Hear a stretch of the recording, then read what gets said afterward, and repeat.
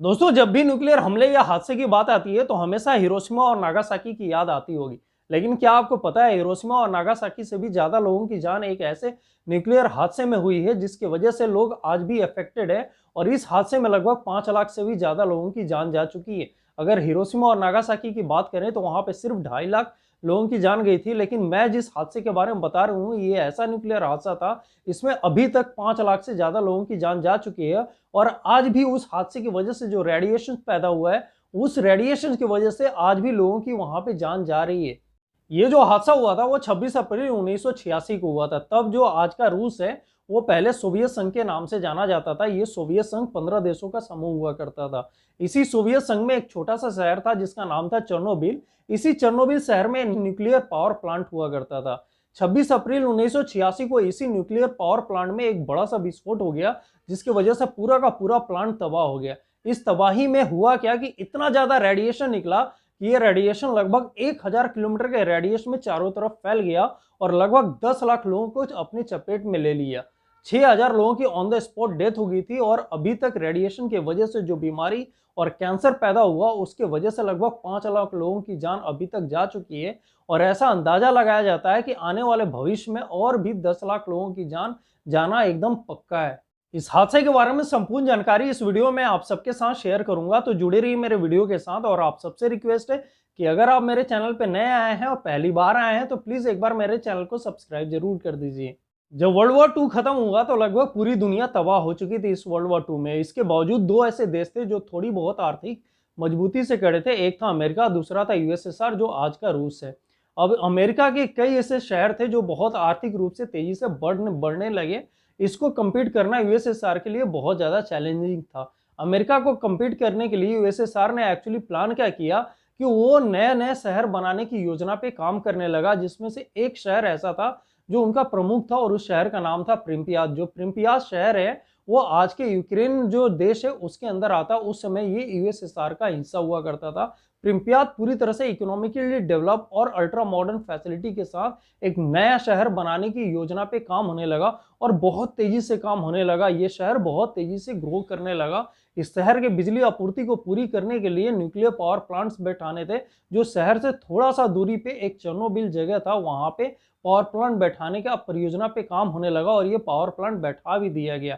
वहां पे लगभग चेर्नोबिल में 4 पावर प्लांट बैठा दिए गए और ये चारों पावर प्लांट बहुत तेजी से एक्टिवली काम करके प्रिंपियात शहर को बिजली सप्लाई करना शुरू कर चुके थे। 25 अप्रैल 1986 की रात को एक्चुअली कुछ इंजीनियर्स जो थे वो फर्नेस नंबर 4 यानी पावर प्लांट नंबर 4 पे कुछ सेफ्टी टेस्टिंग कर रहे थे। इस सेफ्टी टेस्टिंग के दौरान बहुत सारी लापरवाही बरती गई और ये जो इंजीनियर्स थे ये बहुत ही नौसिखिए और बहुत कम उम्र के इंजीनियर्स थे, इसीलिए इन लोगों ने बहुत सारी वहां पे लापरवाहियां बरती। इस लापरवाही का इतना खतरनाक वहां पे परिणाम निकला कि उसी समय पावर प्लांट 4 में बहुत बड़ा ब्लास्ट हो गया। इस ब्लास्ट की वजह से पूरा का पूरा पावर प्लांट नंबर 4 पूरी तरह से तबाह हो गया और लगभग 50 जो कर्मचारी आजू बाजू में काम कर रहे थे वो सभी के सभी कर्मचारी इस ब्लास्ट में मारे गए।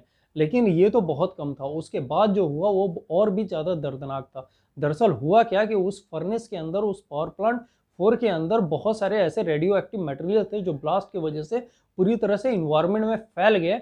जिनमें से प्रमुख जो रेडियो एक्टिव मटेरियल थे वो आयोडीन 131, सीसियम 137 और स्ट्रोटियम 90 थे। ये ऐसे रेडियो एक्टिव मटेरियल थे जो इंसान के अगर शरीर में घुस जाए तो 1 घंटे के अंदर इंसान को मौत की नींद सुला देगी। अगर कुछ लोग बर्दाश्त भी कर गए तो उनके अंदर घुस के ये सारे रेडियो एक्टिव मटेरियल करता कि दरअसल क्या है कि उनके डीएनए को चेंज कर देता है या फिर उनको थायराइड, जो यहाँ पे थायराइड ग्लैंड होता है, उसके अंदर कैंसर पैदा कर देता है। खासकर ये आयोडीन 131 थायराइड कैंसर के लिए बहुत ही प्रमुख कारण होता है।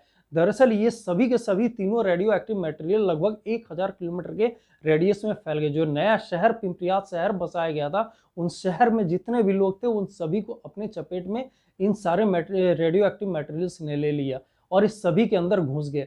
अगले दिन आते आते लगभग 6000 लोगों की मौत हो गई और धीरे धीरे अब भी 2021 की अगर बात करें तो आज तक लगभग अंदाजा लगाया जाता है लगभग 6 लाख लोग रेडिएशंस की वजह से जो बीमारी पैदा हुई, डीएनए चेंज हुआ, उसकी वजह से अभी तक मारे जा चुके हैं। और ऐसा अंदाजा लगाया जाता है कि आगे आने वाले भविष्य में और भी 10 लाख लोगों की अभी मौत होनी तय है। यूएसएसआर को जो सपना था प्रिंपियात शहर को बसाने का, वो प्रिंपियात शहर अगर आज के डेट में देखेंगे ना, एक घोस्ट सिटी के रूप में बदल चुका है। वहां पे कोई ना जाता है और ना ही कोई रहता है। पूरी तरह से ये शहर वीरान पड़ा हुआ, जितने भी स्ट्रक्चरल और जितने भी यहाँ पे बिल्डिंग्स बने थे सब वहां पे सुनसान पड़े हुए हैं।